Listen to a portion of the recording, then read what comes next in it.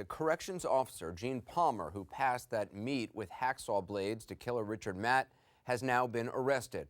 Earlier tonight, the local DA told us that Palmer had also given Matt and David Sweat access to the catwalk that they eventually used to escape. Jason Carroll has the breaking news, joins us now. So what are you learning about the charges against this guy, Gene Palmer?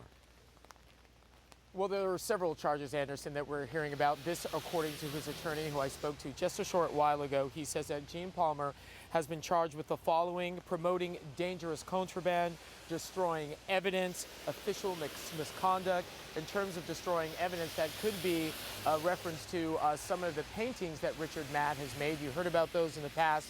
Apparently he gave, or may have given, some paintings and or drawings to Gene Palmer as well. And then shortly after Gene Palmer found out about what had happened with the escape, he allegedly destroyed some of those paintings and or drawings. So that could be part of the reason why you see that destroying evidence charge. I also, as I said, I spoke to his attorney a little while ago. He says that his client is very upset. He says that his client had no knowledge at all of what was inside that frozen chunk of hamburger meat that Joyce Mitchell, you already know about her, that she had convinced Gene Palmer to pass that on to Richard Matt. So now we have two prison employees, Joyce Mitchell, who you already know was charged in her connection with the escape. Now you have Gene Palmer, who has also been charged, but once again, his attorney says he did not know what was inside that slab of meat. His attorney also says, Anderson, he had absolutely no knowledge of any escape plan. We should point out, Jason, though the attorney is saying he didn't know, obviously, that there was something hidden inside the meat, or perhaps not obviously, but that's his claim, right, that he didn't know. He did, and the attorney has admitted, he neglected to put the hamburger meat through a metal detector that would have discovered this.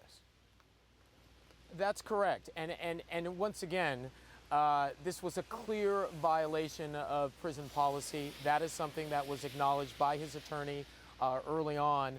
But he just wanted to emphasize that even though that he had made that mistake, and he just wanted to emphasize this was also a man who had relied on Richard Matt and David Sweat over a period of time as a source, if you will. He said oftentimes he would lean on both of them for information about other inmates there in the prison who could have caused trouble. So he said there was some sort of a relationship there. He was hesitant to use the word trust, but he said he didn't seem to be anything unusual about wanting to pass something along. But it was a violation of prison policy, not checking that meat, not passing it through a metal detector. That's part of the reason why you're seeing some of the charges we're seeing here tonight.